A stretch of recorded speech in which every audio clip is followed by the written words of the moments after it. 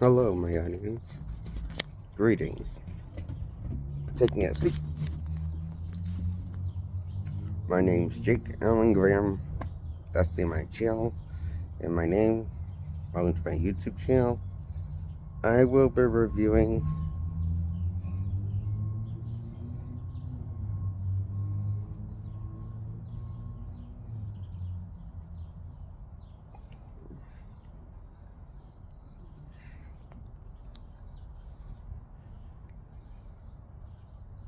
Iron Man Trilogy, the 2008 movie to the 2012 movie. I mean, Iron Man 1 to Iron Man 3.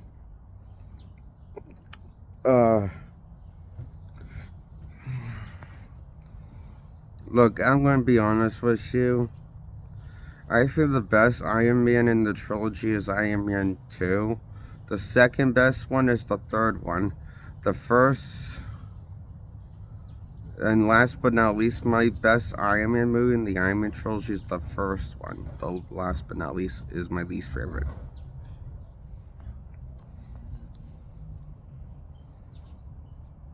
Personally, I like all of them as a 10 out of 10 for bonkers entertainment spectacle, adrenaline rush fun, goofy B-movie fun, written wise, but fun nonetheless, like the Freddy's Dead movie of Nightmare on Elm Street movie, or Jason X, or, that's one they're in space in the future. It's kind of like that fun of a franchise, each installment. Feels like it takes place in its own little cornerstone of the universe, different chapters in Iron Man's life. I give them a 10 out of 10 for a good, guilty pleasure, popcorn goodie fun.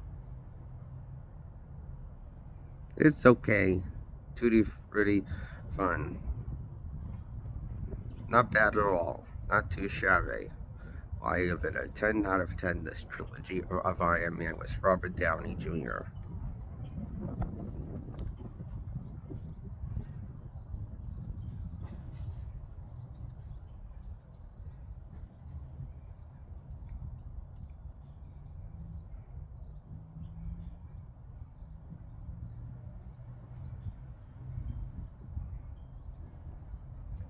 That's why I give Iron Man trilogy a 10 out of 10. Now I'm going to talk about the Incredible Hulk from 2008. I give that a 10 out of 10 also. For doing nothing original or inspiring, just playing it safe with what we know and like was the Hulk. Was a familiar plot, but a bigger climax was the final villain being Abomination, and teasing a new threat that will never come for a Hulk movie. But with Captain America 4 Brave New World, the lead will make his debut and his only appearance in the cinematic universe since he got his powers with the first Hulk movie, played by the same actor that played him before he became the leader. I only know because I've seen reviews, people talking about Brave New World, even though I haven't seen any of the movie. Just seen people talk about it. So I know who the villain is in that movie.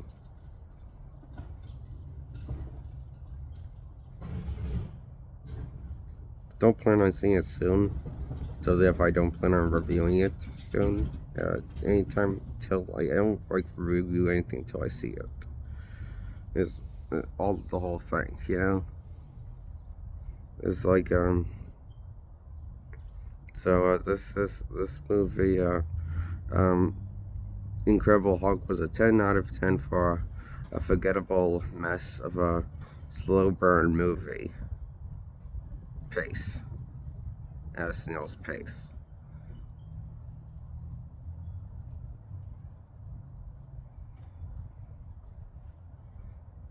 That's why you have the Iron Man trilogy and the Incredible Hulk movie was Edward Norton.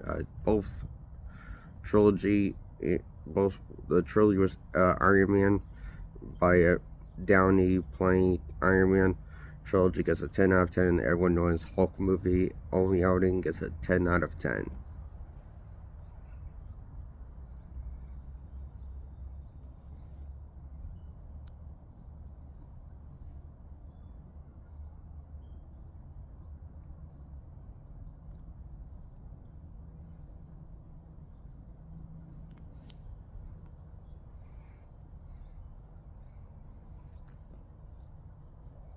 These were great lowbrow B movies.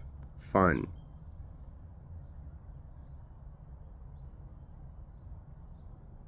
spectacle, and comedy lowbrow.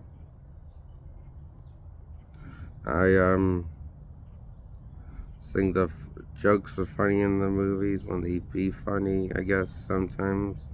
And all of the Iron Man movie and the Trilogy and the Hulk movie had funny moments, like when Banner said, "Don't make me hungry, you will like me when I'm hungry," in the wrong language. He said the line wrong, and he never said it correctly later in the movie. In the line that Bill Bissy made the character iconic in the show. So he just fucked up as a joke. For a throwaway joke that line will be thrown away as in this movie. The 2008 Hulk movie from Northern Run. I like 2003's more than the 2008's Hulk movie. 2003 was much more fun and imaginative visually and story wise. You know, there's no imagination put into this Hulk movie. It just feels like we've been here, done it before, but that's kind of what makes it forgettable, but also a safe bet. And surprisingly, it didn't make as much money as it should have. Like the first Iron Man movie made more, Hulk made less than Iron Man. The same year both came out.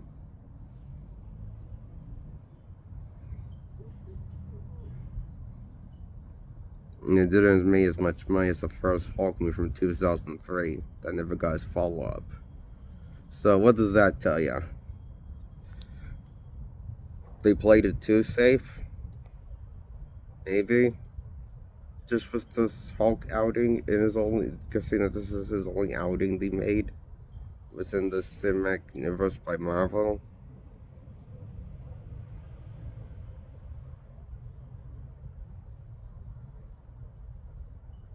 And we're definitely ever getting a Hulk C2 because I don't think we're getting a chance in hell. So I gotta count my blessings where I got them. And look where I can find my blessings in the comics, even though they're not perfect. So that's why Hulk 2008 movie gets a 10 out of 10.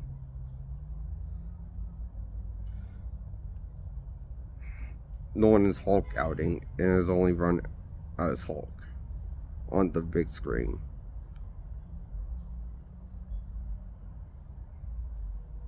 That's why I like it more than Iron Man 2 or any of the Iron Man movies.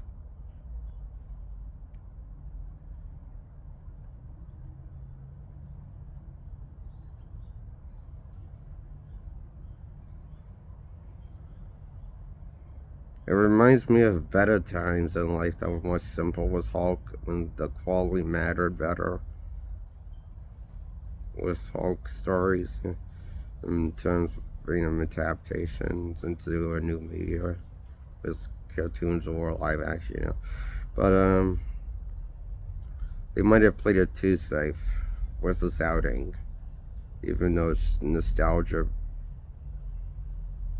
begging for a sequel, setting up a sequel, and nostalgia setting up for a sequel. With all of this nostalgia goes into it feels like a love to Bill Bixby's era of Hulk. The whole movie is written and shown visually with modern technology. But that's kind of the problem. It feels like a big budget movie of the Bill Bixby show rather than his own version of Hulk with Edward Norton doing something different. Like, heck, Mark Ruffalo did something different when 2012 Avengers movie happened. He made Banner memorable.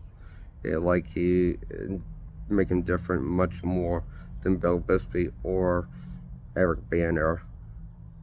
Something that Norton failed to capitalize on making his own thing for his role of Banner. He just plays him identical how Bill Biss would play him with his mannerisms, and too similar.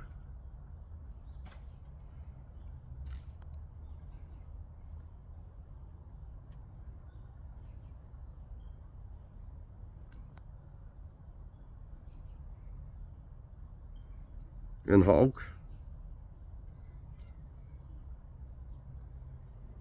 it's cool to hear him talk in this movie when he smashes, and after he's done smashing, he says Betty, and it's cool to see him talk. You know, it's cool. It sounds cool when he's in his Hulk form. Anyway, that's my review on Hulk and Iron Man trilogy. I give them all a 10 out of 10. Goodbye. Subscribe to my content. Like this video. And hit the thumbs up to like this video. And hit the subscribe button to join my content of subscribers. Please subscribe to me.